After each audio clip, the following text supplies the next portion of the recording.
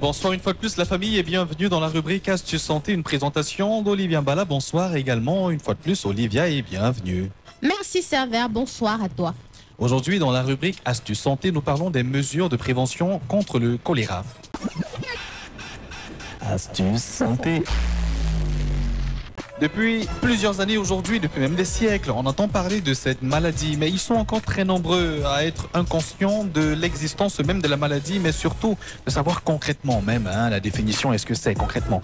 La première question que j'aimerais bien te poser, s'il te plaît, Olivia, c'est de savoir, c'est quoi concrètement cette maladie, c'est quoi le choléra?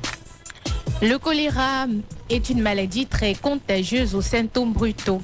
C'est un véritable fléau pour les populations des pays pauvres. Le choléra est une infection bactérienne diarrhétique aiguë provoquée par le bacille gram négatif ou encore vibrio cholérique qui produit une toxine responsable des symptômes associés à la maladie, aboutissant à une déshydratation importante en quelques heures.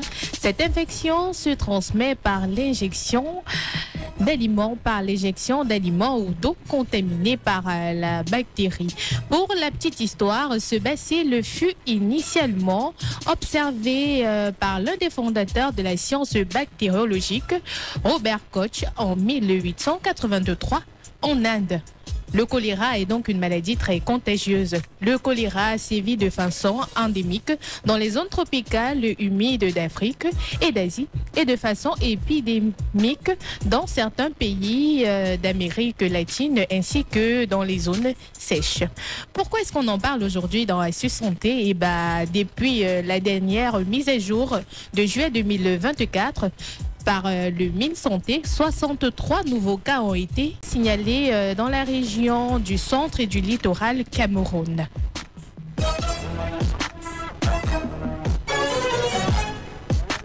Et comment savoir concrètement, comment savoir lorsqu'on souffre de choléra? Les principaux symptômes du choléra sont la diarrhée et les vomissements. Moins de 25% des personnes infectées développent des symptômes et environ 10 à 20% des personnes vont faire une maladie sévère, c'est-à-dire une incubation de quelques heures ou de quelques jours qui est suivie d'une violente diarrhée ou alors plusieurs violentes diarrhées et des vomissements sans toutefois faire une fièvre très grave. Et là forcément, on est très nombreux à se poser la question, par quoi cette maladie est-elle causée? On parle généralement de l'eau souillée, mais est-ce que ce n'est que cet élément par exemple? La maladie suscite de l'absorption par la bouche d'eau ou d'aliments contaminés. Une fois dans l'intestin, les vibrions sécrètent notamment de la toxine cholérique, principalement responsable de l'importante déshydratation qui caractérise l'infection. Vous pouvez donc être infecté en consommant de l'eau souillée ou des aliments contaminés par la bactérie qui cause bien sûr la maladie.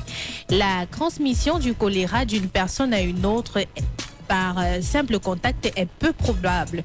Cependant, une personne atteinte de choléra peut vous transmettre la maladie si elle cuisine ou alors vous sert un aliment ou encore une boisson.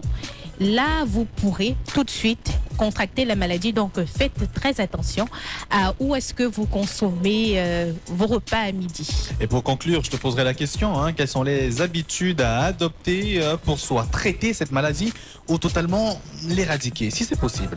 Le traitement consiste essentiellement à compenser les pertes digestives d'eau. Comme on a dit, le choléra, lorsqu'on est atteint, on est en proie à une déshydratation très rapide. Donc, comment est-ce qu'il faut traiter? Il faut commencer par s'hydrater au maximum, c'est-à-dire boire beaucoup d'eau.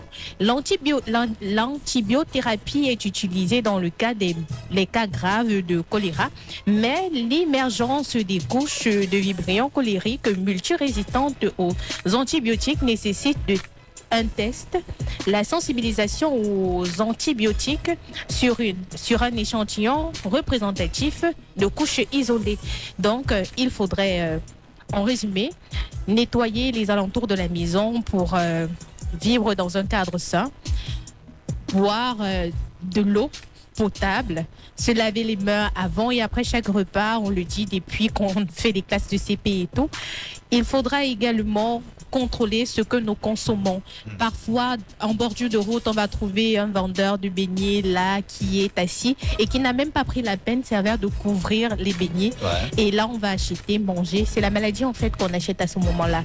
Donc, en cette saison sèche qui est là, essayons au maximum d'être prudents. Propre. Voilà, et de parler aux tout petits à la maison parce qu'ils sont plus exposés que nous déjà. Et voilà. Laver les mains avec de l'eau propre et du savon, c'est très très important. Merci Merci énormément à toi, Olivia, de nous avoir signé cette rubrique. Merci également, Ornella, d'avoir été présente aujourd'hui. L'émission est terminée, on est à l'heure nette, c'est magnifique. On se dit à demain, n'est-ce pas? À demain.